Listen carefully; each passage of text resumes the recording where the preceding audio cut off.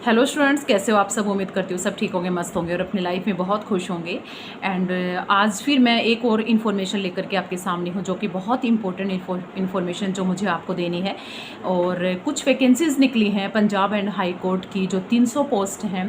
काफ़ी सारे बच्चों ने तो देख भी लिए होंगे और नहीं भी देखे हैं, तो आज मैं आपको बता रही हूँ कि 300 पोस्ट हैं और काफ़ी अच्छी पोस्ट हैं।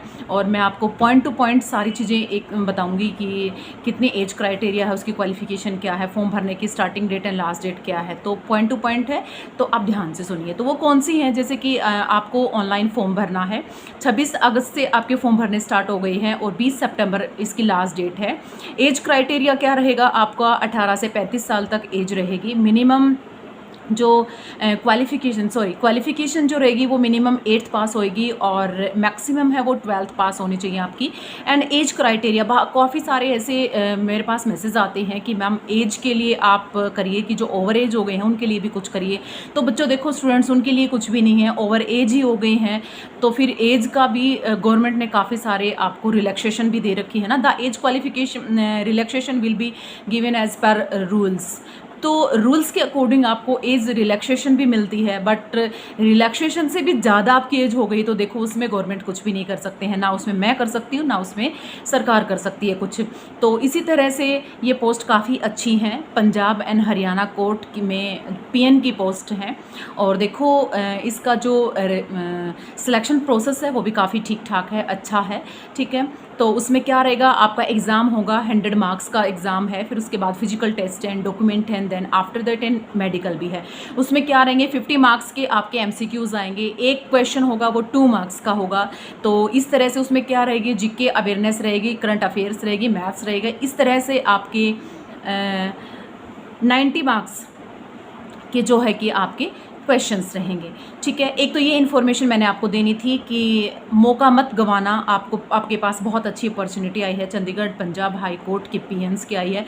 मैं तो कहूँगी जब कोई भी यदि गवर्नमेंट की जॉब है, चाहे पीएन की भी हो, जिसका मतलब कहते हैं ना, वो मिडिल लेवल फैमिली के जो बच्चे हैं, बिलोंग करते हैं या उससे लोअर हैं, तो वो तो ये कहते हैं कि चाहे हमें पीएन की जॉब भी मिल जाए।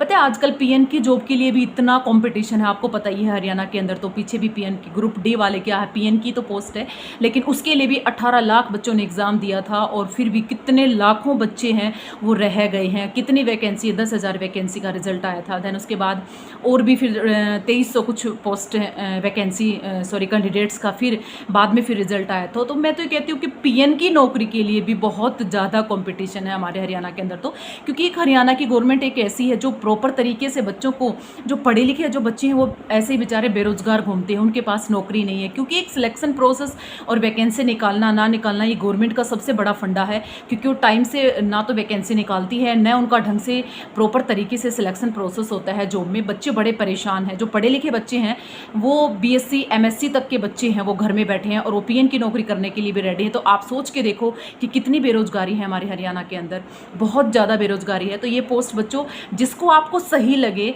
कि हाँ मैं ये ऐसी ये जॉब कर सकता हूँ, तो आप अपने फॉर्म को अप्लाई कर दें। आपके पास टाइम है, अभी काफ़ी टाइम है, 20 सितंबर लास्ट डेट है फॉर्म भरने की। तो जिसको भी ऐसे लगता है कि हाँ मैं नौकरी कर लूँगा, बहुत अच्छा, ठीक है, मुझे पीएन की तो नौकरी मिल रही है, तो आप कर सकते हैं, फॉर्म अप्लाई कर सकते हैं। एक तो मुझे ये इन्फॉर्मेशन देनी थी। एंड सेकंड थिंग क्या है कि एसएससी जीडी कांस्टेबल की नोटिफिकेशन विल बी रिलीज्ड हो चुका है। आपके नोटिफिकेशन रिलीज़ हो गया है। कम से कम 50,000 वैकेंसी हैं उसमें। तो अप्लाई और लास्ट डेट क्या है उसमें, 5 अक्टूबर लास्ट डेट रहेगी फॉर्म भरने की। एंड एग्ज़ाम डेट है आपको जनवरी और फरवरी में कभी भी हो सकता है, ठीक है। तो बहुत फिक्स डेट नहीं दी है इसने कि कब आपका फिक्स एग्ज़ाम है, बट इसमें जॉब बहुत अच्छी है और अच्छी सैलरी है। जो बच्चे अच्छे पढ़ रहे हैं, और ये 10th बेस के ऊपर है, 10th बेस पे जो बच्चे भी 10th पास आउट होके निकले हैं या 12th पास आउट होके निकले हैं, वो इस जॉब की बहुत अच्छे से तैयारी कर सकते हैं और कहीं ना कहीं गवर्नमेंट जॉब है, आपको बहुत अच्छी पोस्ट मिल सकती है बेटा। तो मैं तो कहूँगी जो बच्चे 10th पास आउट हैं, 12th पास आउट हैं और आपको ऐसे लग रहा है कि हमें तो गवर्नमेंट जॉब में जाना ज़रूरी है, गवर्नमेंट जॉब ले लें तो बहुत अच्छी बात है। प्राइवेट में तो पता है आपको बहुत सारी डिग्रियाँ करने की ज़रूरत होती है, या फिर बाद में आपको प्राइवेट में तो ऐसा है कि आपने डिग्री करने के बावजूद भी आपको कहीं जगह नहीं मिली है, उसके लिए भी आपको धक्के खाने पड़ते हैं, लाइन में खड़ा होना पड़ता है, तब भी आपको प्राइवेट नौकरी मिलनी बहुत मुश्किल है।